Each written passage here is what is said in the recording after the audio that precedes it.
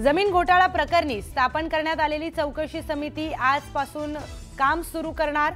7 दिवसांमध्ये अहवाल द्यायचा असल्याने जॉइंट रजिस्ट्रार राजेंद्र मुठेंच्या अध्यक्षतेखाली समिती करणार कागदपत्रांची तपासणी। आता महसूल विभागाचा पार्थ पवारांना दणका, दस्त रद्द करायचा असेल तर 42 कोटी भरा।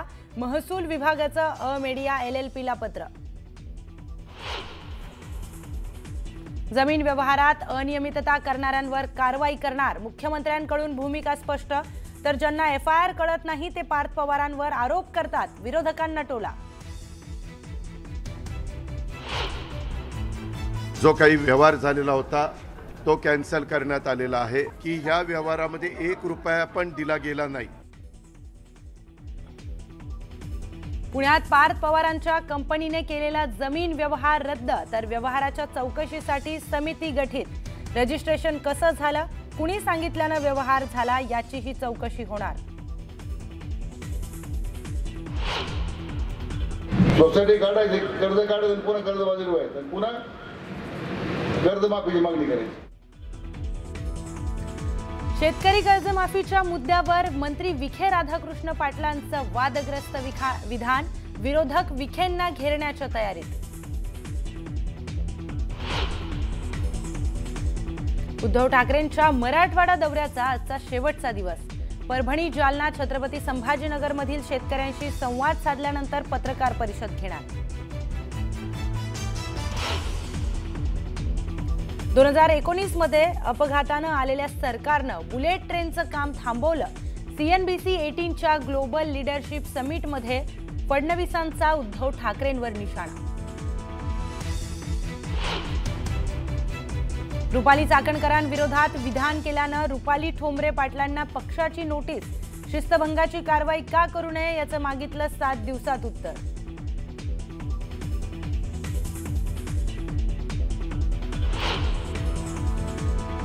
आणि मुख्यमंत्री फडणवीस आज गडचिरोली दौऱ्यावर। 1400 कोटींच्या वैद्यकीय आणि शैक्षणिक संकुलाचं फडणवीसांच्या हस्ते भूमिपूजन।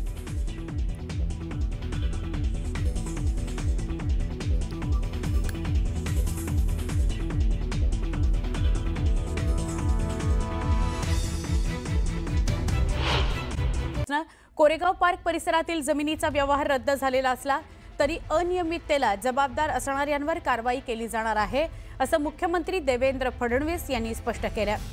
या प्रकरणी नियुक्ती करण्यात आलेल्या समितीचा अहवाल 1 महिन्यामध्ये येईल आणि अहवालात दोषी असणाऱ्यांवर कारवाई नक्की होईल, असंही मुख्यमंत्री म्हणाले। ज्यांना FIR माहित नाही ते पार्थ पवारांवर आरोप करत असतात, असा टोलाही मुख्यमंत्र्यांनी लगावला। या व्यवहारात सही करणाऱ्यांवर गुन्हा दाखल झालेला आहे, असंही देवेंद्र फडणवीसांनी म्हटलंय। या व्यवहार प्रकरणामध्ये स्टॅम्प ड्युटी भरावीच लागणार असून स्टॅम्प ड्युटी भरल्याशिवाय व्यवहार रद्द होणार नाही, असंही मुख्यमंत्र्यांनी स्पष्ट केलं।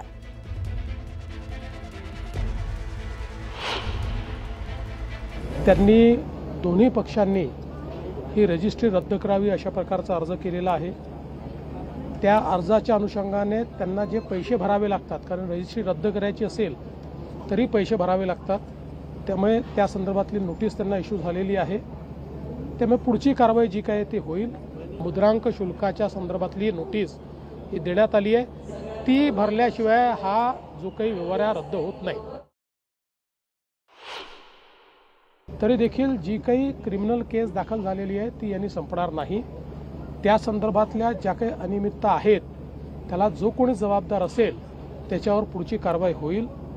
यासोबत एक पॅरलल इन्क्वायरी जी चाललेली आहे ACSच्या अंतर्गत एक कमिटी आम्ही केलेली आहे, त्याच्याही अंतर्गत सगळी चौकशी करून 1 महिन्यामध्ये त्याचा अहवाल आम्ही घेऊ।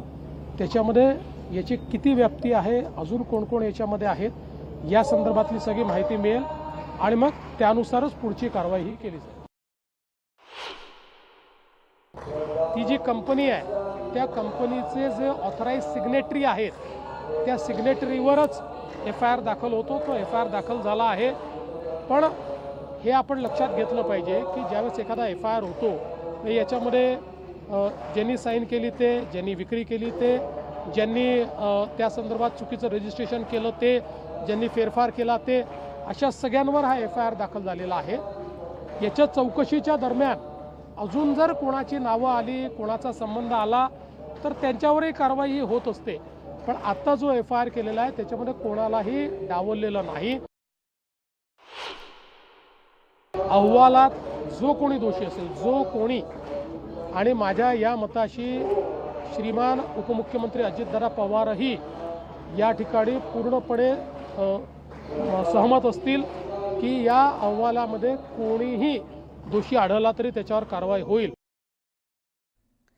दरम्यान अजून एक मोठी बातमी याच अनुषंगानं की महसूल विभागानं सुद्धा पार्थ पवारांना दणका दिलाय. जर हा दस्त रद्द करायचा असेल तर 42 कोटी भरावेच लागणार आहेत. महसूल विभागानं अमेडिया LLPला पत्र दिलेलं आहे. पुणे जमीन व्यवहार प्रकरणामध्ये हे पत्र पाठवण्यात आलेलं आहे की हा केलेला दस्त, हे रजिस्ट्रेशन जर रद्द करायचं असेल तर जे 42 कोटी आहेत, जो त्याचा मुद्रांक शुल्क आहे तो भरावाच लागणार आहे आणि तरच हे दस्त रद्द होऊ शकतं, हा व्यवहार रद्द होऊ शकतो. पुणे जमीन व्यवहार प्रकरणात आत्ता जे मुख्यमंत्री देवेंद्र फडणवीस यांनी प्रतिक्रिया दिली त्याच प्रमाणात, म्हणजे तेच उत्तर आपण बघतोय. इथं महसूल विभागानं तसं पत्र पार्थ पवारांना पाठवलेलं आहे. त्यामुळे 42 कोटी भरून मग हे दस्त रद्द करता येणार आहे. महसूल विभागाने अमेडिया LLPला हे पत्र पाठवलेलं आहे.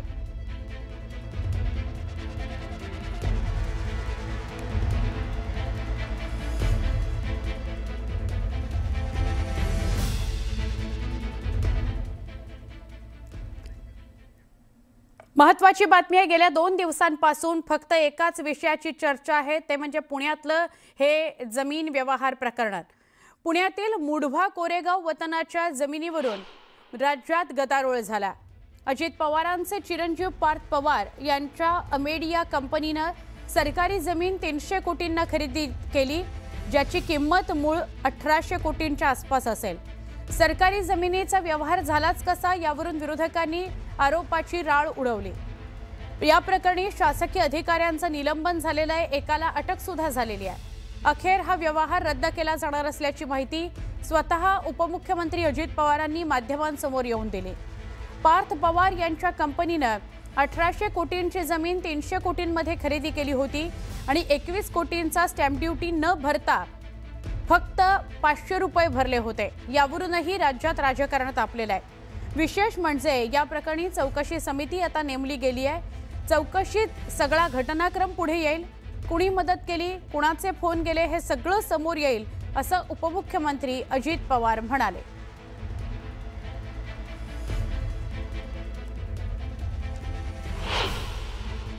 मला आज संध्याकाळी कळालं की ह्यामध्ये ते जे काही डॉक्युमेंट झालेले होते ते सगळे कॅन्सल करण्यात आलेले आहेत.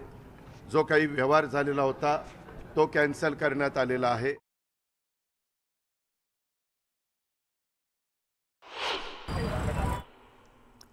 उपमुख्यमंत्री अजित पवार यांनी सरतेशेवटी या सगळ्यावर प्रतिक्रिया दिली. गेले 2-3 दिवस सातत्याने, म्हणजे गुरुवारपासून सातत्यानं हा विषय चर्चेत येत होता. पार्थ पवार यांची जी कंपनी आहे त्या कंपनीवर आरोप झालेले होते, त्यामुळे उपमुख्यमंत्री स्वतः समोर आले आणि त्यांनी उत्तर दिलंय. दरम्यान अंबादास दानवेंनी अजित पवारांवर टीका केलेली आहे. चोरी केलेला माल रिकव्हर केला तर चोरावरचा गुन्हा रद्द होतो का, असा सवाल त्यांनी विचारला. व्यवहार रद्द केल्यानं प्रश्न सुटणार नाहीये. चोरीचा माल रिकव्हर केला म्हणून गुन्हे रद्द होणार नाहीयेत, असं ते म्हणाले. एखाद्या ठिकाणी चोरी झाली आणि चोरीचा माल रिकव्हर केला तर चोरावरचा आरोप किंवा गुन्हा रद्द होतो का, याचं एवढंच उत्तर द्या राज्य सरकारने किंवा गृह मंत्रालयाने. सिंपल माझा प्रश्न आहे की एखाद्याने चोरी केली, चोरीचा सगळा ऐवज पोलिसांनी जप्त केला, जप्त केल्यानंतर चोरीचा गुन्हा रद्द होतो का, हा माझा साधा प्रश्न आहे. त्यामुळे असं व्यवहार रद्द केला म्हणून हा प्रश्न सुटणार नाही.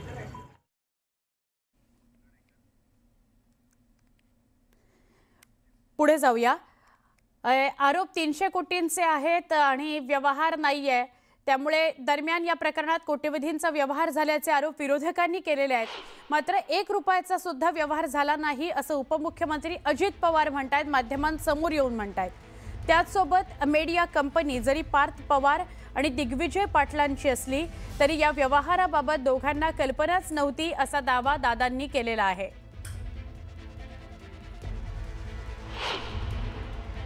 याबद्दलची माहिती घेतल्यानंतर तुमच्या लक्षात येईल की ह्या व्यवहारामध्ये 1 रुपया पण दिला गेला नाही. तरी मोठे मोठे आकडे सांगितले, मोठ्या मोठ्या गोष्टी सांगितल्या गेल्या आणि विरोधकांनी पण आम्हाला वेगवेगळ्या पद्धतीनं टार्गेट करण्याचा प्रयत्न केला. अमेडिया कंपनीचे डेझिग्नेटेड पार्टनर्स असून सुद्धा पार्थ पवारांवर गुन्हा दाखल का झाला नाही या विरोधकांच्या प्रश्नावर उपमुख्यमंत्री अजित पवारांनी काय उत्तर दिलं ते बघूयात.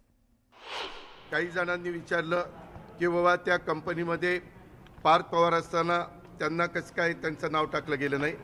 तर मला माहिती अशी मिळाली की रेव्हेन्यू मिनिस्टर चंद्रशेखर बावनकुळे साहेबांनी सांगितलं की जे ऑफिसला आलेले होते त्या ऑफिसला येऊन ज्यांनी सह्या केल्या त्यांच्यावर FIR दाखल केलेला आहे. ह्या जमिनीचा 2005-06 काही पैसे देऊन व्यवहार केलेला होता. ह्याच्या संदर्भामध्ये पार्थच्या कंपनीला किंवा पार्थ आणि त्याचा जो काही सहकारी आहे दिग्विजय पाटील यांना कुणालाही जास्त त्याच्यातली माहिती नव्हती. ही जमीन ही सरकारी जमीन आहे. सरकारी जमिनीचा व्यवहारच होऊ शकत नाही. ही पूर्वीची महारवतनाची जमीन आहे. ह्या अशा अनेक गोष्टी पुढं आलेल्या आहेत. त्याच्याबद्दलच ACS रेव्हेन्यू आणि त्यांची टीम ही चौकशी करणार आहे. मग असं असताना इथं रजिस्ट्रेशन झालं कसं, कुणी केलं, कोण त्याला जबाबदार आहे, ह्या सगळ्या गोष्टी त्याच्या ठिकाणी होतील. बातमी आहे आता अजित पवारांनी घेतलेल्या U-टर्नची. वतनाच्या जमिनीच्या व्यवहाराची अजित पवारांना 3 ते 4 महिन्यांपासूनच कल्पना होती. या व्यवहाराची माहिती मिळाल्यानंतर चुकीची कामं खपून घेणार नाही अशी स्पष्ट ताकीद दिल्याचं अजित पवारांनी म्हटलेलं आहे.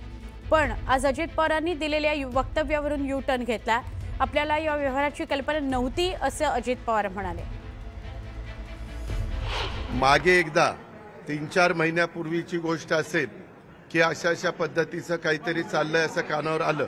त्यावेळेस मी सांगितलं की असलं काही चुकीचं केलेलं मला चालणार नाही. असल्या कुठल्याही चुकीच्या गोष्टी कुणी पण करू नयेत अशा स्पष्ट सूचना मी दिलेल्या होत्या. परंतु त्याच्यानंतर परत काय झालं ते काही मला माहिती नाही. ह्या व्यवहारामध्ये देखील मला अजिबात काही माहिती नव्हतं. माहिती असतं तर मी लगेच सांगितलं असतं हो मला विचारून ते व्यवहार झालेला आहे. आणि मी कुणालाही माझ्या जवळच्या घरातल्या नातेवाईकांनी, माझ्या मुलांनी, माझ्या जे कोणी जवळचे सहकारी असतील यांनी कुणी जरी व्यवहार केला किंवा काही गोष्ट केली तर त्यांना मी सांगत असतो की संपूर्ण गोष्ट कायद्याच्या नियमाला धरूनच त्या ठिकाणी केली पाहिजे.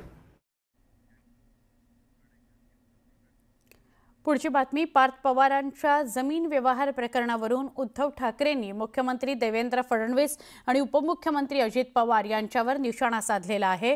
काय नेमकं म्हणाले उद्धव ठाकरे बघूयात. मुख्यमंत्री जे मी म्हटलं बिझी आहेत, एक तर बिहारमध्ये होते आणि दुसरं आता अजितदादावरती पांघरून घालण्यासाठी बिझी आहे. म्हणजे तिकडे जमिनी बळकावणं चालले आहेत आणि माझ्या इथल्या शेतकऱ्याच्या जमिनी वाहून गेल्या आहेत. त्या वाहून गेलेल्या जमिनीसाठी मुख्यमंत्री येणार नाही, पण चोरलेल्या जागेसाठी मुख्यमंत्री तिकडे पांघरून घालायला बसलेले आहेत.